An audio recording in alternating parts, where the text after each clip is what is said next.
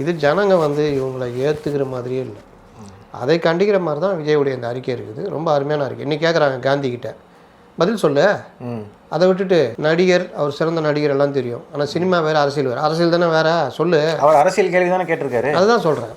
அப்போ என்னன்னா இவருக்கு அது தெரியாதுல்ல. நம்ம அமைச்சர்கள் பாதி. ஆமாம், வேற என்ன, ரொம்ப சிம்பிள். உசியானந்துட்டு போய் கேட்டிங்கல்ல, மசோதா தடுப்பு சட்டம் கேட்டிங்களே கேள்வி, அந்த கேள்வி யாராவது அமைச்சர்கிட்ட கேளுங்க. வக்பு திருத்த மசோதாவில் என்னென்ன அம்சங்கள் இருக்குது சார், 1-2 சொல்லுங்கள் பாதிக்கிற மாதிரி. கேளேன், ஏன் கேட்க மாட்டேங்கிறீங்க? ஆளுநருக்கு எதிரான அந்த தீர்ப்பு அன்றைக்கி அவ்வளோ பேசுனீங்க. அதே நேரத்தில் தான் இந்த இதுவும் வருது, டாஸ்மார்க்கு எதிரான இது விஷயங்களும் வருது. ஆனால் அவங்க எதுக்கு எடுத்தாலும் நடிகர்ன்ட்டு போயிடுறாங்களே. அது ஒரு டெக்னிக்கு.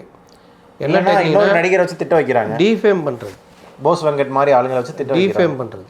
என்ன டிஃபேம்னா, நீ அரசியல்வாதி இல்லை, நீ உனக்கு நடிகர், நீ முட்டாள், உனக்கு ஒன்றும் தெரியாது, உனக்கு அரசியலே தெரியாது. இப்படியே விஜயகாந்த் பண்ணால், எம்ஜிஆருக்கு பண்ணாங்க, ஜெயலலிதாவுக்கு பண்ணாங்க, விஜயகாந்துக்கு பண்ணாங்க. யார் யாரும் இவங்களை எதிர்க்கிறாங்களோ அவங்க எல்லாத்துக்கும் பண்ணுவாங்க. அவங்க மட்டும் தான் இன்டெலெக்சுவலாக காமிட்டிக்குவாங்க. அவ்வளோதான். என் கூட இருந்தால் அறிவாளி, வெளியில் போனால் கோமாளி. எங்களுக்கு மட்டும் எவ்வளோ தான் அறிவு இருக்குன்னே தெரில.